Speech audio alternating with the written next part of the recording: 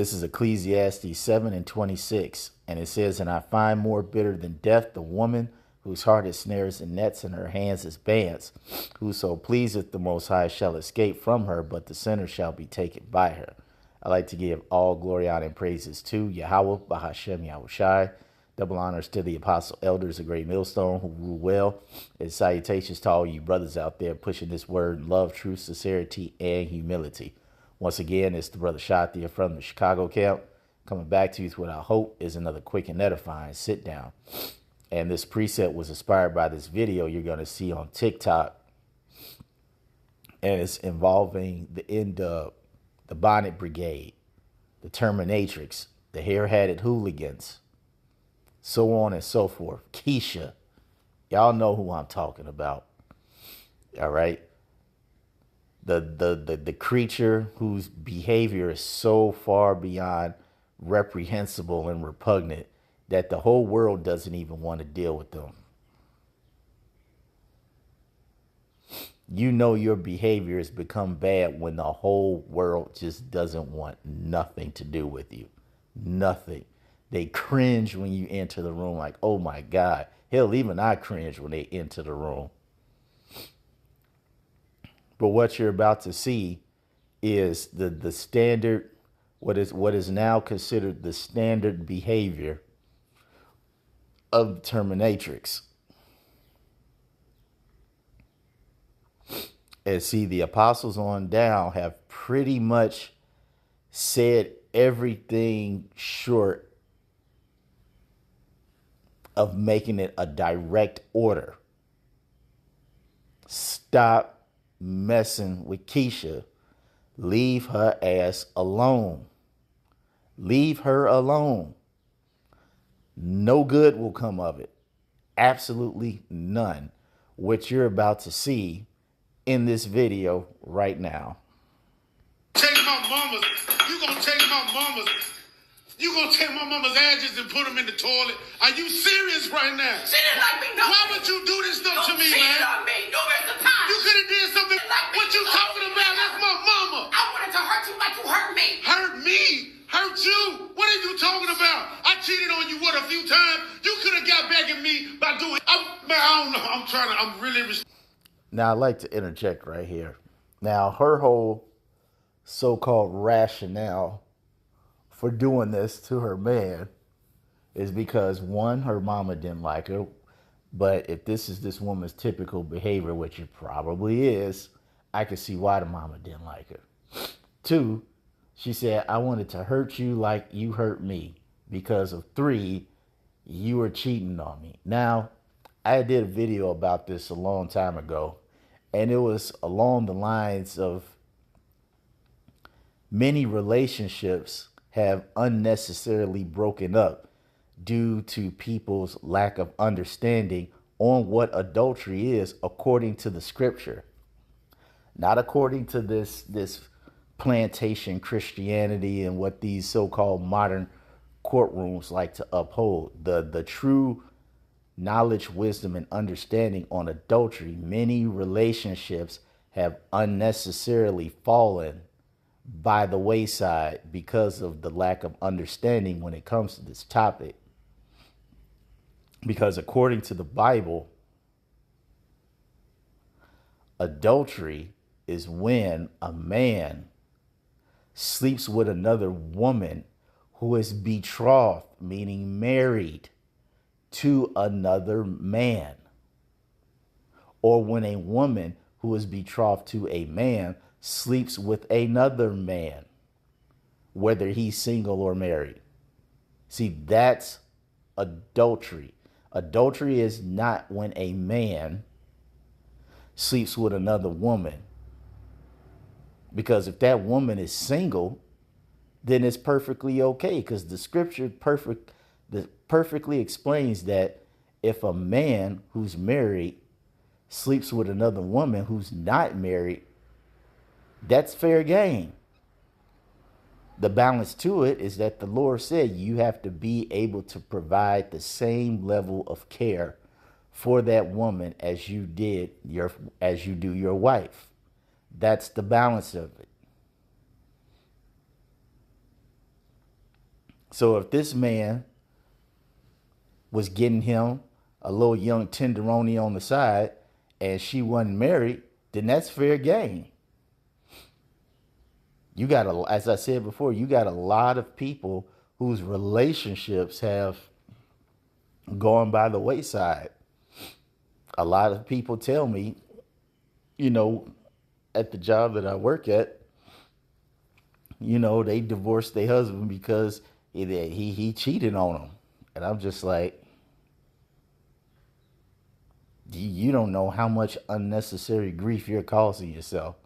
I say that to myself. I don't say that to him. I just be like, oh, okay, that's messed up. Hopefully you'll bounce back. Keep it real simple.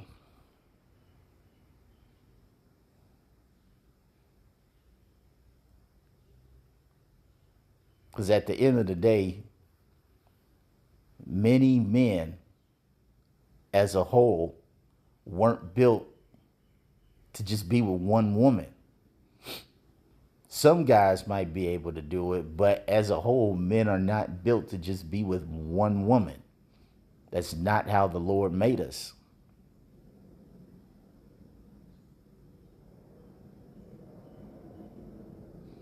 And see, because people lack this type of understanding, you get problems like this, especially when it comes to dealing with the Terminatrix. So let's continue with this video.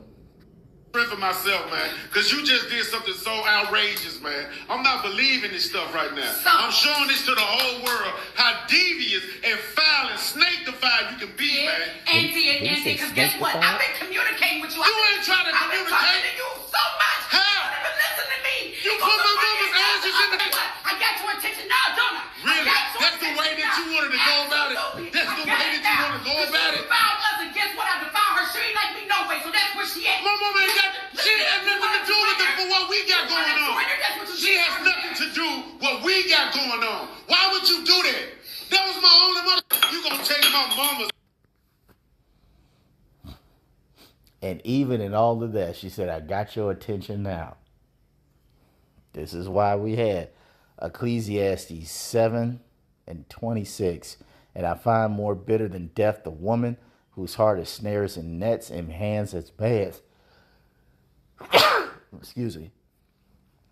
Meaning that in her mind, it's the game to her. It's all about plotting the next move to get over or to do some conniving. That's it. It says, whoso pleaseth the Most High shall escape her. Now that's key, because the scripture tells us, as far as it pertains to this situation, how a wicked woman is given to a wicked man. And see, that's the balance of it.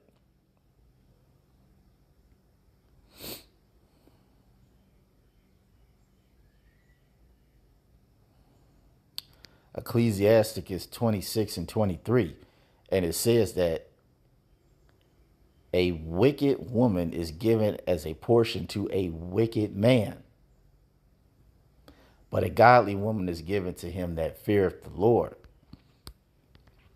So we all know the Lord works in the balance. And see, this man is catching so much hell, and it might not be necessarily the fact that he so-called dipped off on his wife, but he might be doing other things that are displeasing to the Lord.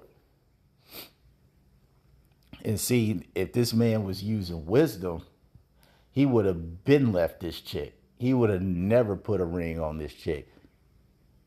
Because you can't tell me that a female with this type of attitude, you could not see the red flags. I refuse to believe that. You cannot see the red flags. If he was using wisdom, he would have been out of that place quick, fast, and in a hurry, because the scripture tells us about how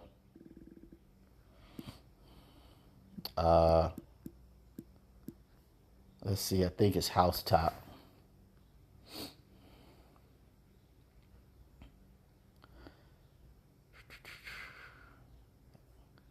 It's in Proverbs 21 and 25. But it's all good. We'll get Proverbs 25 and 24. It says, it is better to dwell in a corner of a housetop than with a brawling woman and in a wide house. Let me get that word, brawling.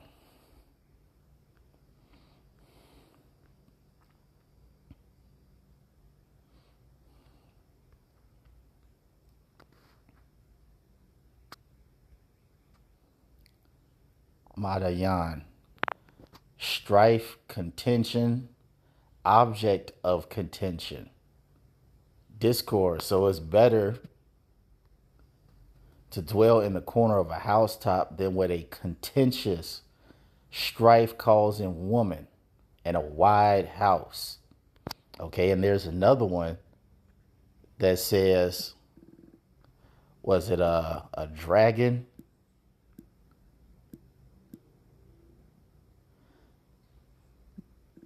Well, let's say he rather dwell with a bear robbed of her cubs and a dragon than to, yep, Ecclesiastes 25 and 16, which is further up. Let's see. I had rather dwell with a lion and a dragon than to keep house with a wicked woman. And that's a powerful analogy. This passage is saying that I'd rather live with the two most dangerous animals you could possibly be with than to keep house with a wicked woman. Think about that. A man stands no chance with a lion. A man stands no chance against a dragon. But the scripture says it would be better if you dwelt with a lion and a dragon than with a wicked woman. And it's going to tell you in verse 23 the reason why. Because a wicked woman abateth courage, she maketh a heavy countenance and a wounded heart. Meaning that she zaps you of all your spiritual strength.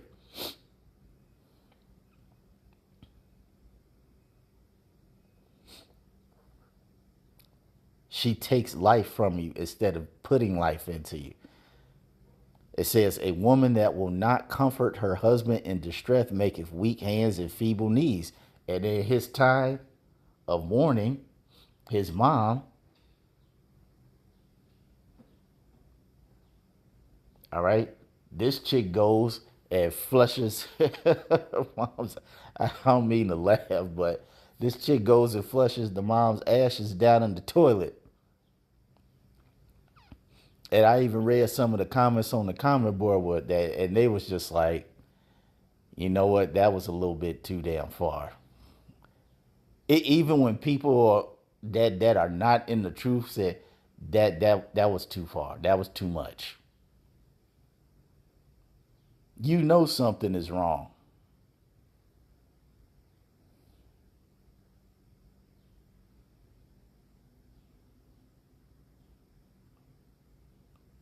And see, it's, as I mentioned before, it's this type of attitude that the apostle elders continue to emphasize and stress and get across to brothers of all ages, whether you're a young brother, a middle-aged brother, an older brother, age-wise, or a brother who's new in the truth, a brother that's been in the truth a little bit of time, and brothers that have been in the truth for quite a few years. The apostle elders have been emphasizing it is for your own benefit to stay away from this woman. Stay away.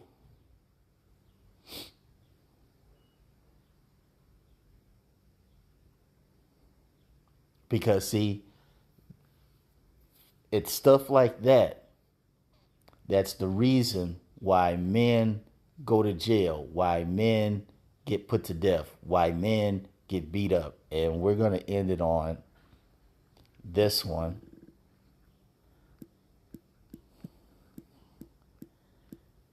And it's in Second Ezra, First Ezra.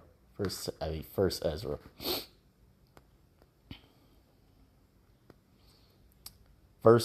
4:25. And it says, wherefore a man loveth his wife better than father and mother. Yea, many there be that have run out of their wits for women and become servants for their sakes. Many also have perished, have erred, and sinned for women. So when you be messing with these women, especially the Terminatrix, Keisha, all right, and you do not have the wisdom of Yahweh Ba'ashem Yahweh Shai, you're going to find yourself in a pitiful case. You're going to find yourself in a situation that is not beneficial to you and could cause you to end up in a place where you do not want to be. So that's all I wanted to say on this. I hope you all were edified. Till the next time, we're going to say Shalom.